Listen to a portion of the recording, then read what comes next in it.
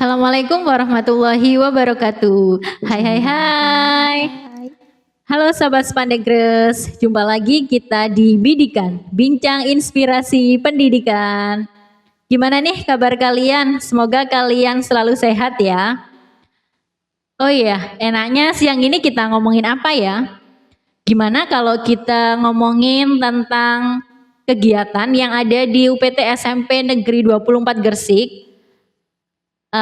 Tapi rasanya kurang asik ya kalau saya ngomongnya sendirian. Jadi kali ini saya akan ditemani dengan salah satu guru di UPT SMP Negeri 24 Gresik yang sudah tidak asing lagi ya, yang yang merupakan banggaan dari banyak siswa yang sudah tidak diragukan lagi kemampuannya. Langsung saja kita berikan tepuk tangan yang meriah untuk Ibu Sri Sukartiningsih. Halo Bu Sri, gimana kabarnya? Alhamdulillah baik selalu. Alhamdulillah. Bu Sri, siang ini enaknya kita ngomongin tentang mungkin seminggu yang lalu ya di sekolah itu ada kegiatan.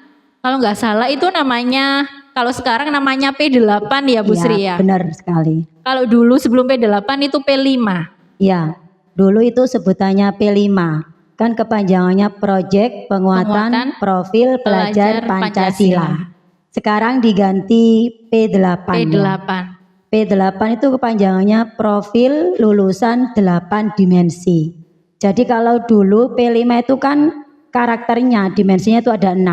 Nah, sekarang ditambah jadi 8. Makanya istilahnya ada yang menyebut dengan P8 itu. Oh, ya. Gitu. Aslinya itu kan P5 sama yang P8 itu sama-sama kegiatan kokurikuler. Jadi struktur kurikulum, berat ya ngomongnya kurikulum. Waduh. Itu kan ada 3. Ada intrakurikuler, ada kokurikuler, sama satunya lagi ekstrakurikuler. Kalau intrakurikuler itu lebih ke materi pembelajaran tentang pengetahuan anak-anak yang ada di dalam kelas. Kalau ekstra itu kan itu tentang apa? Minat dan bakat anak-anak lah. Kalau intra itu tentang materi lah, untuk lebih penguatan keterampilannya itu anak-anak dilakukan apa? Kegiatan kokurikuler. Jadi biar secara prakteknya pengalamannya itu lebih nyata gitu. Oh gitu, ya ya. Tadi Bu Sri bilang itu 8 dimensi profil lulusan. Iya, 8 dimensi profil lulusan. Dulunya 6 kan, sekarang jadi 8. 8 itu apa saja Bu Sri? Ya, nggak urut nggak apa-apa ya. Yang pertama itu keimanan dan ketakwaan, hampir sama. Yang kedua itu ada kewargaan. Terus ada penalaran kritis, kemandirian, kolaborasi, kesehatan, komunikasi, satunya apa lagi ya?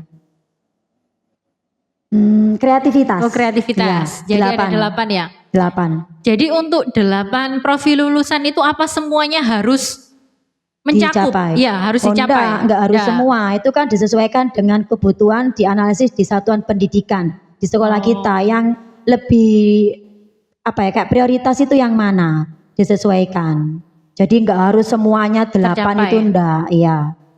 Dulu kan ketika P5 itu kan kita sudah berapa tahun P5? 2 tahun ya? Atau 3 tahun? 3 tahun. Ya 3 tahun. Kan ketika kita melaksanakan P5 kan kayak ada tema gitu ya. Sudah ada temanya ditentukan gitu. Jadi kita milih kan. Untuk P8 sendiri itu gimana? Ya betul temanya? Sekali. Kalau tentang P5 itu kan temanya sudah ada dari pusat. Dari pemerintah itu ada 7 tema. Lah kita itu kan memilih, terserah, nggak ada kayak kelas 7 harus ini, 8 ini enggak. Jadi terserah kita boleh memilih tema apapun, yang penting 7 itu. Lah kalau sekarang di kurikuler yang terbaru itu temanya terserah satuan pendidikannya. Jadi sekolah bisa menentukan sendiri ya. Mana kayak kondisi sekolah yang dibutuhkan peningkatan karakter anak dalam segi apa, berarti kita bisa mengangkat tema itu. Jadi gitu. Bedanya salah satunya itu. Terus ada lagi, kalau P5 sesuai dengan kepanjangannya Proyek Penguatan Profil Pelajar Pancasila. Jadi bentuknya itu memang proyek. Ya, jadi kokurikulernya bentuknya itu proyek. Lah kalau sekarang yang kokurikuler yang terbaru itu bentuknya itu bisa milih, ada 3. Yang pertama bisa lintas disiplin mapel, Ya. jadi beberapa mata pelajaran berkolaborasi. Misal satu tema ini bisa untuk pelajaran bahasa Indonesia, Jadi untuk beberapa pelajaran, ya lintas disiplin mapel. Yang kedua itu bisa mengangkat tentang gerakan 7 kebiasaan anak Indonesia hebat. Nah, ada satu lagi yang ketiga itu acara lainnya. Itu misal kayak mengundang ada narasumber dari luar. Misal kita tentang narkoba, bisa mengundang dari pihak BNN, jadi narasumber tamu gitu, jadi memberikan sosialisasi atau info ke anak-anak itu bisa. Jadi enggak hanya berupa proyek saja. Gitu Itu ya. yang terbaru sekarang ini. Agak berat ya teman-teman ngomongnya kalau lagi ngomong sama kurikulum nih. Lalu Bu Sri, kemarin itu kita pilihnya yang apa dari ketiga itu? Milih kita itu kalau di sekarang semester ganjil itu milih 2. Yang pertama melalui lintas disiplin mapel yang kemarin terbaru dengan tema generasi sehat dan bugar, sama yang satunya lagi kita milih gerakan 7 kebiasaan anak Indonesia hebat. Kan kita sudah sehari-hari kan yang tentang kebiasaan 7 itu, diantaranya kita kan sudah ada apa, sholat berjamaah, itu kan ada, terus mengaji bersama, itu kan termasuk salah satunya itu. Jadi kurikulumnya sudah mengambil 2 itu. 2 itu ya. Iya. Tapi untuk pelaksanaannya itu 1 semester 1 kali atau 1 tahun ajaran 1 kali gimana untuk pelaksanaannya? Itu terserah dari satuan pendidikannya, ya terserah dari sekolahnya. Yang penting itu kan ada pembagian jamnya. Kalau kelas 7 itu kurang lebih berapa ya? Ada itu pembagiannya itu berapa jam pelajaran itu ada. Nah kita itu milihnya itu dalam bentuk blok. Jadi kayak berapa minggu itu langsung kegiatan ya. Nggak pakai tiap hari ini itu enggak. Jadi langsung bentuk blok selama kurang lebih 2 minggu yang gitu kegiatan kekurikuler itu. Oh jadi di sekolah lain mungkin ada yang pelaksanaannya nggak blok itu ada ya? Ada, kemungkinannya ada. Tapi sepertinya yang terbaru ini kalau P5 dulu sekolah lain itu ada yang memilih harian. Jadi misal hari Jumat saja kegiatan P5 gitu. Kalau untuk sekarang sepertinya, kemarin saya kan sempat bertemu dengan beberapa kurikulum, itu mereka memilihnya bentuk blok. Jadi langsung seminggu atau 2 minggu langsung itu kegiatannya kekurikuler. Oh gitu. Kalau nggak salah tadi Bu Sri bilang temanya generasi sehat dan bugar. Ya, betul. Kenapa sekali. Kok sekolah kita memilih tema itu Bu Sri? Ya itu berdasarkan fenomena anak-anak sekarang ya kan, generasi Gen Z apa ya, betul nggak Gen Z itu? Milenial atau apa itu ya? Murid kita kan seusia remaja. Lah itu sepertinya itu anak-anak kalau saya lihat waktu bawa bekal itu makanannya itu menurut saya itu makanannya itu kurang sehat. Kadang itu bawa bekalnya itu ada mie sama nasi, itu kan sudah karbohidrat dua-duanya. Gitu ada yang bubu makan seblak gitu, ada yang makan mie gacuan tuh level 8 atau berapa itu kan beberapa contoh makanan yang tidak sehat. Terus saya tuh sering ada lihat di TikTok itu anak seusia remaja, usia 13, 15 itu sudah terkena diabetes. Ada yang sudah sampai gagal ginjal tuh cuci darah ada. Nah itu kan gara-gara pola makanan dan minuman yang tidak sehat. Suka minum yang ada pemanisnya, pewarnanya, itu salah satu pemicunya. Terus ditambah lagi generasi sekarang itu kan generasi pakai gadget semua. Jadi rebahan, kaum rebahan kurang gerak, jadi kurang bugar. Makanya saya memilih itu temanya generasi sehat dan bugar. Jadi ya untuk menyadarkan anak-anak lah, menyadarkan murid kita tentang betapa pentingnya hidup sehat itu. Jadi generasi sehat dan bugar, sehatnya itu berarti dari pola makannya. Iya pola makan kemudian bisa, pola hidupnya bisa. Yang bugarnya ngapain tuh anak-anak selama kegiatan itu? Oh kemarin ini untuk bugaran kan salah satunya kan kegiatan fisik. Iya. Lah kembali lagi kan ada kegiatan apa kebiasaan 7 Indonesia hebat itu kan salah satunya kan ada senam. Iya jadi kemarin kegiatannya selain itu pola makan juga tentang kebugarannya itu tentang senam anak Indonesia hebat.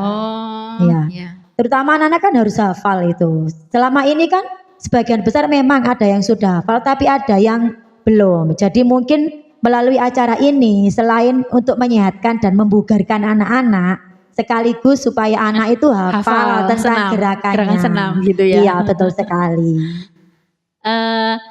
Boleh spill nggak nih Bu Sri, selama 1 minggu itu kegiatan anak-anak itu ngapain aja?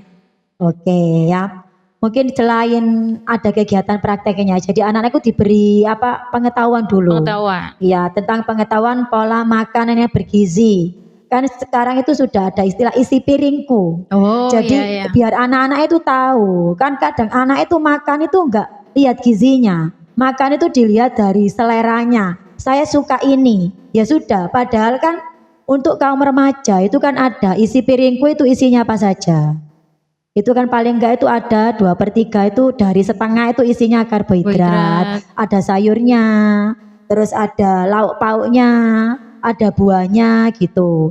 Itu diantara salah satunya. Terus ada makanan yang sehat dan tidak sehat itu apa saja. Itu materi yang pertama. Yang kedua tentang materi kebugaran. Jadi yang mengarah ke senam itu tadi.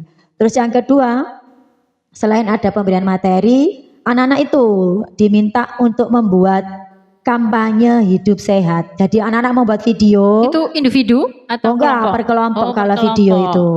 Jadi membuat video kampanye hidup sehat. Jadi anak-anak membuat berkelompok itu membuat video di sekolah. Jadi mengajak masyarakat umum melakukan hidup sehat melalui video itu tadi. Sama anak-anak membuat poster tentang hidup sehat tadi. Oh sama ada lagi, ini membuat maket, anak buat kerajinan. Maket 3 dimensi yang berisi tentang itu tadi sesuai dengan temanya, generasi sehat dan bugar.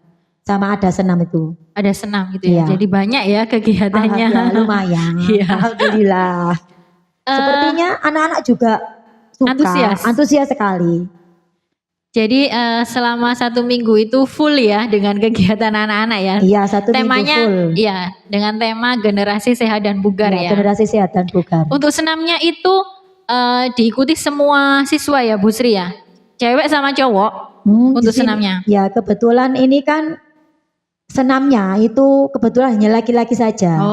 Biasanya tuh anak laki-laki kalau disuruh ikut lomba itu kan agak suruh kayak tampil itu kan agak susah, malu kan. Jadi supaya tidak memilih-milih biar nggak ribet, akhirnya untuk semua anak laki-laki yang mengikuti gerakan itu senam anak Indonesia hebat. Yang perempuannya membuat maket itu tadi, maket 3D. Oh, maket 3 dimensi untuk 3 dimensi untuk perempuannya. Jadi biar semua anak itu terlibat. Karena kalau berkelompok dan hanya biasanya itu yang bekerja itu hanya beberapa anak. Nah, sedangkan ini kita harapannya kan semua anak itu bisa menumbuhkan karakternya, ikut terlibat, jadi tidak menggantungkan temannya saja. Jadi alhamdulillah kemarin waktu senam ya ikut semua. Yang maket karena perempuan jadi ya hanya terlibat semua. Perempuan saja yang ikut membuat. Jadi kalau di tema generasi sehat dan bugar ini dimensi apa saja yang mencakup di situ ya? Dimensinya itu kemarin itu kreativitas. Karena anak-anak diminta berkreativitas untuk membuat buat poster. Yang perempuan bisa membuat maket itu. Ada kolaborasi juga. Kan itu kebanyakan kan ini berkelompok. Jadi anak-anak itu paling enggak diajari biar tumbuh jiwa kerjasamanya, kolaborasinya dengan teman. Seperti kita kan makhluk sosial ya, kan kita tidak bisa hidup sendiri tanpa orang lain. Ya. Harus hidup dengan membutuhkan bantuan orang lain. Jadi anak-anak itu murid kita diajak untuk berkolaborasi dengan teman-temannya. Gimana caranya waktu senam itu bisa tampil dengan baik. Gimana caranya membuat maket itu jadi bagus dan bisa ditampilkan pada saat di kegiatan puncak itu. Ada ya kegiatan puncaknya? Ada. Hari terakhir itu kan 1 minggu. Hari Jumat itu ada kegiatan puncak kurikuler. Di mana itu Bu Sri dilaksanakannya? Di lapangan tenis. Kita kan punya lapangan tenis. Jadi di situ tampilannya itu jadi anak-anak menampilkan maket. Jadi tidak hanya maket yang ditampilkan, tapi anak-anak juga mempresentasikan. Isi maketnya itu tentang apa? Ya. Jadi setiap kelas ya presentasinya? Iya, setiap kelas. Presentasi maketnya itu kan berkelompok. Jadi dipilih satu maket yang terbaik di kelasnya itu nanti dipresentasikan. Jadi anak-anak tidak hanya membuat maket tapi paham isinya maketnya itu apa. Selain itu kan anak-anak untuk diajari untuk berani berbicara di depan juga ya. Jadi mempresentasikan maketnya, yang laki-laki senam. Selain itu kita ada itu basar. Wow, keren. Ya, basar makanan sehat dari Jumat itu. Jadi alhamdulillah ramai sekali. Jadi acaranya sangat keren ya. Iya, alhamdulillah mantap. Menurut Bu Sri nih, tujuannya apa nih kita memilih tema generasi sehat dan bugar? Ya tujuannya paling enggak yang pertama kita membangun kesadaran diri dari murid-murid kita betapa pentingnya tentang nutrisi, makanan bergizi yang dikonsumsi sama tentang gerak fisik. Karena itu manfaatnya tidak hanya sekarang, tapi itu untuk jangka panjang kan. Iya. Karena apapun yang kita konsumsi itu nanti akan berpengaruh untuk kesehatan kita. Itu yang pertama, untuk membangun kesadaran diri pada anak-anak pentingnya nutrisi tadi sama tentang kebugaran tadi. Yang kedua, untuk menumbuhkan jiwa kolaborasi itu pada anak-anak. Karena ya itu tadi kita kan tidak bisa hidup sendiri. Jadi bagaimana caranya anak-anak itu bekerja sama untuk mencapai tujuan bersama. Itu saya kira tujuannya itu. Sama ini untuk membangun kedisiplinan anak-anak agar anak-anak itu bisa mendisiplinkan dirinya. Untuk bangun pagi, untuk makan makanan yang bergizi, berolahraga, sesuai gerakan yang 7 kebiasaan anak Indonesia hebat itu. Oh iya Bu Sri, saya mau Bu Sri menyampaikan mungkin pesan ya untuk anak-anak gitu. Mungkin terkait dengan kegiatan P8 ini ada yang perlu disampaikan untuk anak-anak kita? Sesuai tema ini? Iya, sesuai tema ini. Ya, sesuai dengan tema itu kan generasi sehat dan bugar. Sebelumnya kan kita sudah sering kenal istilah mensana in corpore sano ya. Apa itu artinya? Di dalam tubuh yang sehat terdapat jiwa yang kuat ya. Paling enggak itu. Jadi kalau jiwa kita jadi tidak hanya tidak hanya tubuh, tapi jiwa kita juga harus sehat.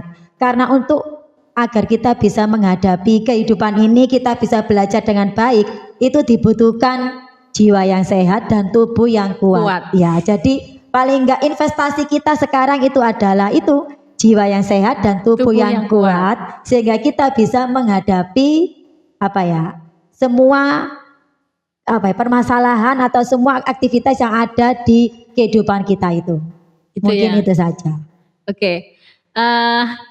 Mungkin itu saja ya perbincangan saya dengan Ibu Kurikulum kita. Sudah sangat dalam banget ya. Jawabannya juga sangat keren.